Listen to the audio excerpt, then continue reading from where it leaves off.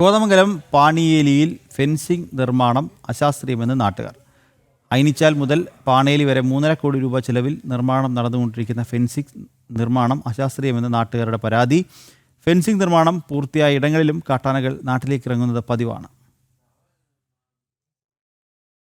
Malayattoor forest ഡിവിഷന് കീഴിൽ വരുന്ന കോട്ടപ്പാറ വനമേഖലയിൽ കഴിഞ്ഞ 15 വർഷക്കാലമായി കാട്ടാന ശല്യവും മറ്റ് വന്യജീവി ശല്യവും രൂക്ഷമാണ്. ഇത് പരിഹരിക്കുന്നതിനായി ഡബിൾ ലൈൻ സോളാർ തൂക്കുവേലിയുടെ നിർമ്മാണമാണ് ഇപ്പോൾ നടക്കുന്നത്. ആയനിച്ചാൽ മുതൽ വാവേലി വരെയുള്ള ഭാഗത്തെ ഫെൻസിംഗ് നിർമ്മാണം ഭാഗികമായി പൂർത്തിയായിട്ടുണ്ടെങ്കിലും കാട്ടാനകൾ വേലി തകർത്ത് നാട്ടിലേക്ക് ഇറങ്ങി കൃഷി നശിപ്പിക്കുന്നത് പതിവാണ്. കോട്ടപ്പടി വാവേലി ഭാഗത്ത് വിവിധയിടങ്ങളിലാണ് കാട്ടാനകൾ ഫെൻസിംഗ് തകർത്തിട്ടിരിക്കുന്നത്. ഫെൻസിങ്ങിന് ചുറ്റുമുള്ള മരങ്ങൾ മുറിച്ചു മാറ്റിയിട്ടില്ല എന്നതാണ് കാട്ടാനകൾ ഫെൻസിംഗ് തകർക്കാൻ പ്രധാന കാരണം. കൂടാതെ അയനിച്ചാലിൽ ഫെൻസിംഗ് നിർമ്മാണം ആരംഭിച്ച സ്ഥലത്ത് ഏകദേശം 350 മീറ്ററോളം ആനയ്ക്ക് കടക്കാവുന്ന തരത്തിൽ തടസ്സങ്ങളില്ലാതെ തുറന്നു കിടക്കുന്നുമുണ്ട്. ഈ വഴിയിലൂടെ ഗ്രാമത്തിലെത്തുന്ന ആനകൾ ഫെൻസിംഗ് നശിപ്പിച്ച് തിരികെ പോകുന്നതായും പ്രദേശവാസികൾ പറഞ്ഞു.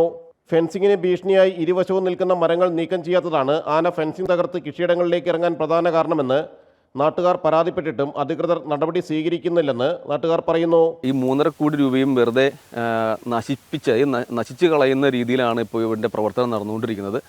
ഇത് ആദ്യമേ തന്നെ ചെയ്യേണ്ടതെന്ന് വെച്ചിട്ടുണ്ടെങ്കിൽ ഇതിൻ്റെ നിങ്ങൾക്ക് കാണാം, ഇതിൻ്റെ തൊട്ടടുത്ത് വട്ടയും അതുപോലെ പാഴ്മരങ്ങൾ കണ്ടമാനം നിൽപ്പുണ്ട്.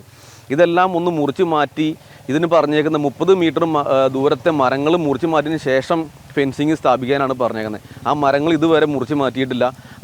അതങ്ങനെ നിൽക്കുന്നതുകൊണ്ട് തന്നെ ഈ പുതിയ ലൈൻ പണിയുന്നതിലേക്ക് ആന മരം മറിച്ചിടുന്നു. അതുകൂടാണ്ട് ഇത് പണി തീർന്നു പോകുന്ന ഭാഗത്ത് ഇവർ ചാർജ് ചെയ്യുന്നില്ല. വാഹനയാത്രികരുടെ കാഴ്ച മറച്ചുകൊണ്ട് റോഡിനിരുവശവും വളർന്നു നിൽക്കുന്ന അടിക്കാടുകൾ വെട്ടിനീക്കാത്തതും നാട്ടുകാർക്ക് ഭീഷണിയാണ്. പ്രദേശവാസികൾ കഴിഞ്ഞ ദിവസം മുതൽ അടിക്കാട് വെട്ടൽ ആരംഭിച്ചിട്ടുണ്ട്. യാത്രക്കാരുടെ കാഴ്ച മറക്കുന്ന അടിക്കാടുകളും ഫെൻസിങ്ങിന് ഭീഷണിയായിട്ടുള്ള മരങ്ങളും പൂർണ്ണമായും വെട്ടിനീക്കി ഫെൻസിംഗ് സംവിധാനം കാര്യക്ഷമമാക്കണമെന്നാണ് നാട്ടുകാരുടെ ആവശ്യം. ജനം, കൊച്ചി.